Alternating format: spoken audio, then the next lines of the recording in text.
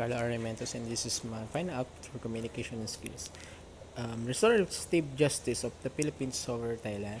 In the Philippines, we have boards of pardons and parole, and in Thailand, they have departments of probation, which actually quite the same because they have the setting of preventive imprisonment of the offender or the reintegration of the victim and the offender in one society with the consent also of the victim, which the crime was is a petty crime, and it is also the part of the healing of the offended party to see his offender.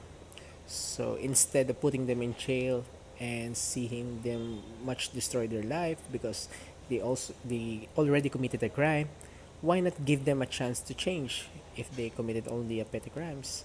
So they are giving them heart or another chance to do good things again and to have remorse of what they have done.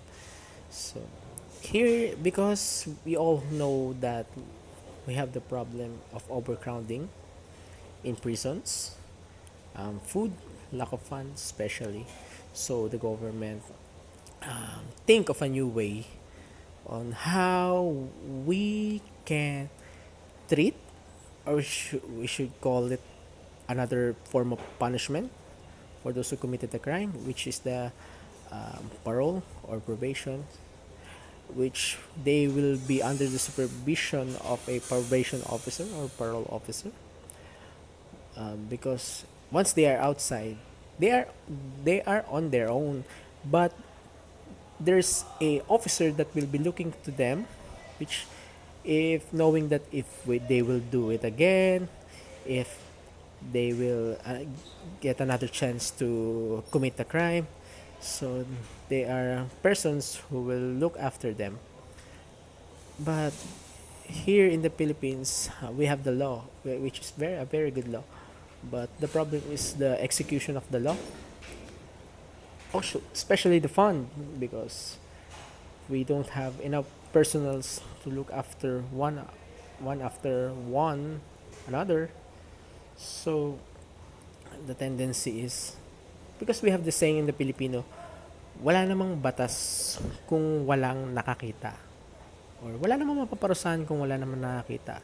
So we have, Filipinos will do the things or the things that are punishable by law or infractions if there is no one looking.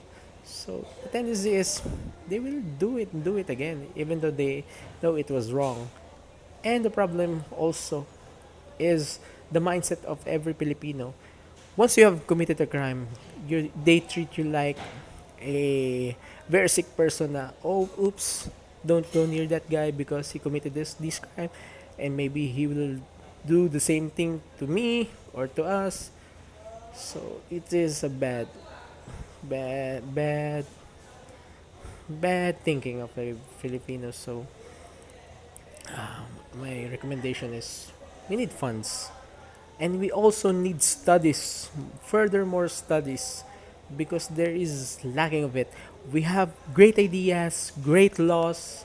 Problem is execution, and more study about it compared to the other countries like US. They are studying the mind of the criminal, which why they committed it.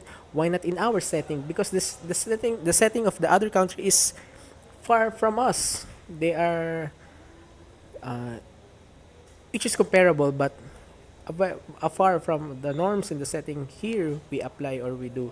So we need more studies about us instead of building prisons, funding them, sheltering them. But in studying them, it's also part of the restorative justice or the preventive imprisonment, because it will be the deterrence of why, if they commit those crimes, they are this kind of person. So we need an alternative for that kind of person. So that is it, what I think. And many people, or there is a ratio of what I saw on the internet, that is 85% of the victim agree for the reintegration of the offender to give them another chance, which is the preventive imprisonment, which will be supervised by the government, and 15% said no. They should feel the full extent of the law. They will they should be go to the prison. They should be deprived of everything, the rights. But actually, we are just doing the same. But if we want to give another person a chance, why not give them heart, which they are doing? But it depends on the setting.